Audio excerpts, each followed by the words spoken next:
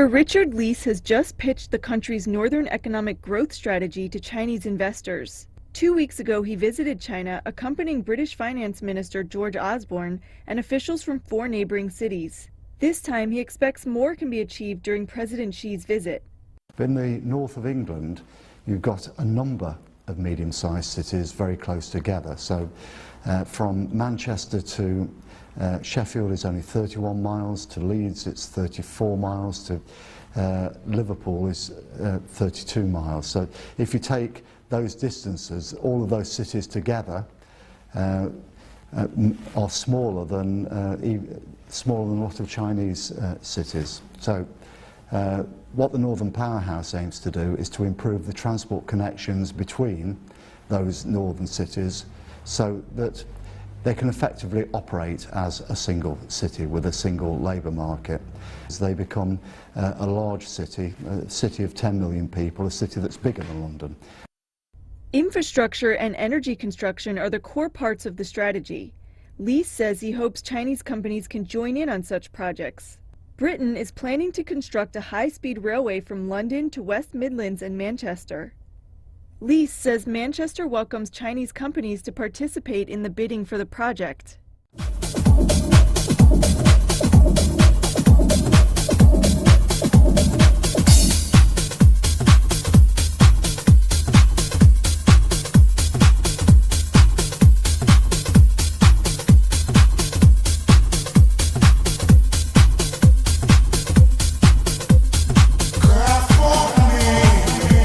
Famous football clubs Manchester United and Manchester City had just scheduled to play their annual match on foreign soil for the first time.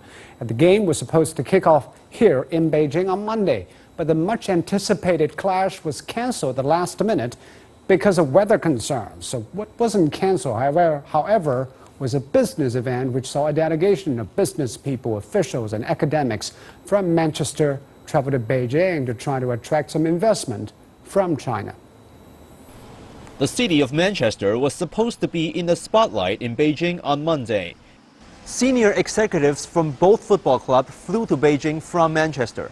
Although the match is cancelled, they're still kept very busy because they have another mission, appealing to investors from the world's second largest economy. Manchester City Football Club had just received around $400 million worth of investment from 2 Chinese companies. The Man City Group now has a Chinese board member, which, according to officials, is helping the club make inroads into China. Particularly since the investment from China Media Capital and City Capital, they've really helped us to make this rapid progress.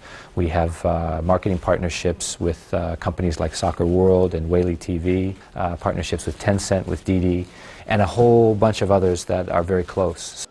It's just one example of UK businesses working closely with Chinese investors.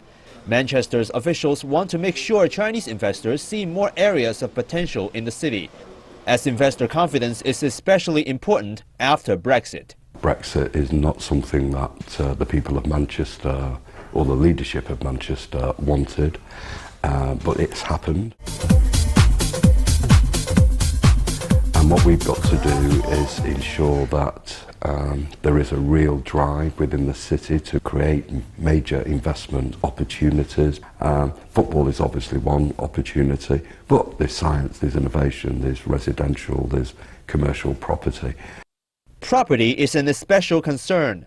Real estate experts at the event said Chinese interest in homes in Manchester has already made housing in the city a rival to pricier London.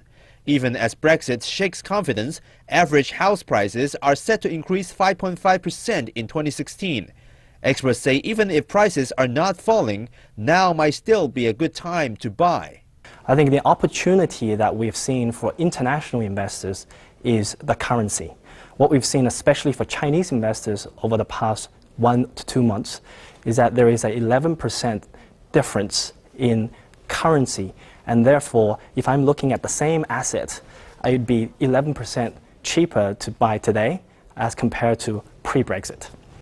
Manchester is the UK's second largest and fastest growing economy after London. The city's GDP has nearly doubled in the last 20 years. This economic potential has persuaded real estate investors around the world and from China to bet on the future of the city. Yang Chengxi, CCTV.